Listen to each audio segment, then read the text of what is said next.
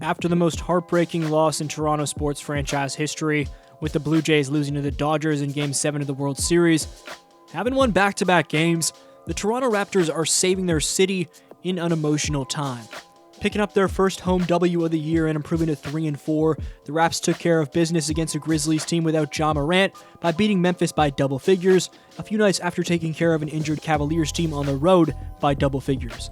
In that win over the Cleveland Cavaliers, the night was highlighted by sophomore Jamison Battle dropping a team-high 20 points off the pine while finishing as a game-high plus 28. The most recent W was fueled by Barrett, Brandon Ingram, Scottie Barnes, and rookie Collin Murray-Boyles, combining for 87 of the Raps' 117. Defensively, Scottie Barnes lived up to his elite reputation on this end of the floor, swatting 5 shots. Scottie B's 19-point effort came along with him snagging a game-most 12 rebounds and dishing out a game-high 8 assists, a proficient near triple-double effort despite the fact that he shot just 8 for 19 from the field. Barrett and Ingram individually combined for 53 points, 13 rebounds, and 10 assists, and while they shot just 3 for 11 from deep range, thankfully for them, Scottie Barnes was a solid 3 for 8 from deep, and Emmanuel quickly drained 2 of his 4 attempts from outside. But what made RJ and Brandon so effective was how they were slithering their way into the lane through heavy traffic, whether it was working without the basketball to utilize off-ball screens to get open, hop-stepping to skirt around back pedals on the fast break, denying ball screens before getting downhill elusively and finishing through contact, creating something out of nothing with the ability to twist and turn using nifty pivots, twirling to the offhand and converting seamlessly, backing down and finishing over smaller defenders, pulling up for and ones in semi-transition, forcefully putting back missed shots, or even finishing as the roller for posterizations. The Raptors' 2 top scorers in RJ Barrett and Brandon Ingram scored in a variety of ways, to say the least. But the best story of the night was the Raptors potentially finding their new starting center in Collin Murray-Boyles, who was terrific against the Grizz. With all due respect to Jakob Poeltl, CMB needs to be starting permanently, in large part due to the spacing he provides, which quite frankly has opened up everything. Even though he shot 0 for 3 from distance against Memphis, the threat of him shooting compared to the clogging of the lane that Poeltl does, given his lack of a three-point shot, changes the game for Darko Rajakovic's system. Coming into this game, Murray-Boyles was shooting 60% from deep range over 4 outings on 2.5 three-pointers attempted per game. The way CMB was finishing through contact against the Grizzlies spoke volumes about how his strength and composure under heavy defensive pressure is well beyond his years. The South Carolina phenom stuffed the stat sheet against Memphis with 15 points, 9 rebounds, 5 assists, and 3 steals, as he finished with a career high in dimes, boards, and snatches. Based off how his handle's looking, the way his release from three-point range is staying smooth and consistent, combined with how poised he is, the rookie Collin Murray-Boyles is going to be special. He already is less than 10 games in.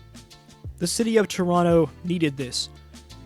After the heartbreak the Blue Jays just delivered, with the squad getting so close to achieving the ultimate glory, becoming up just short to a powerhouse Dodgers team, the city was desperate for something to rally around, some kind of light to cut through the sting of that World Series collapse. So the Raptors didn't just win a couple of games, they reignited a city's spirit. This albeit short stretch has reminded fans that even when the baseball diamond turns cold, there's still fire burning at Scotiabank Arena. The crowd's energy during that home win was different, raw, emotional, and grateful. It felt like Toronto rediscovered its pulse. Fans were on their feet for every Scottie block, every Barrett drive, every Boyles putback. So it wasn't just a basketball win. I think it was therapy for a wounded sports city. And what's more impressive is how this team is winning. The Raptors' identity is starting to take shape. Fast-paced, selfless, gritty, and driven by young, versatile two-way players. There's a growing chemistry between the core pieces. Barnes, Barrett, Ingram, Quickly, and now Collin Murray-Boyles. Every game you can see the confidence and trust building between them. The offense is flowing with more purpose, spacing is improving, and players are beginning to understand their roles within Darko Rajakovic's system. The ball movement has been sharp and decisive, constantly swinging until the defense bends, What used to be isolation-heavy possessions are turning into dynamic, layered attacks where everyone eats. It's becoming the brand of basketball Toronto fans can get behind. Unselfish, emotional, and tough. Defensively, the team is back to being a problem. The rotations have tightened up over the last couple games, the help side communication sharper, and the length across the board is suffocating teams. When you have Scottie Barnes contesting at the rim, Brandon Ingram smothering wings with his reach, and a rookie like Boyles showing veteran anticipation in the passing lanes, it's no surprise Toronto's forcing turnovers and dictating pace again. The Raptors are beginning to look like that gritty defensive unit that no team enjoys facing, a nightmare on switches and closeouts. And when their defense translates into transition buckets, the whole team plays with a swagger that feels contagious. Then there's the cultural energy around this group, something that's been missing since the 2019 title run. It's not just about X's and O's anymore, it's about belief. Fans are starting to feel that optimism again, that sense of maybe we've got something brewing here. Players feed off it too. RJ Barrett, a hometown kid, is playing with visible pride. There's an extra edge every time he scores in front of his city. Scottie's embracing leadership in a new way, with his passion setting the tone nightly. Even Brandon Ingram, who arrived as a marquee talent, is blending into the collective mission rather than overshadowing it.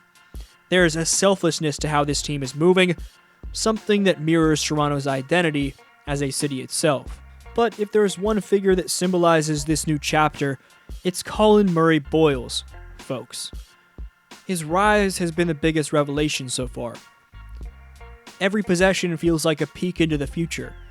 A 20-year-old with the confidence and poise of a seasoned vet. His ability to stretch the floor, handle the ball, and make reads out of the high post gives this offense dimensions it hasn't had in years. Because think about it, the Raptors haven't had a true modern center who can anchor spacing and still bang inside since Serge Ibaka's peak years. Boyles brings that balance back. He fits perfectly into what Darko wants, a 5 who can shoot, pass, switch, plus stay composed when the game speeds up. The city's quietly realizing it might be watching its next homegrown star unfold in real time. So as the dust settles from the Blue Jays' heartbreak, Toronto sports fans are finding a new reason to believe again. The Raptors didn't just win 2 games in a row early in the season. They gave their city something to hold on to. They're rebuilding pride one game, one highlight, one defensive stand at a time.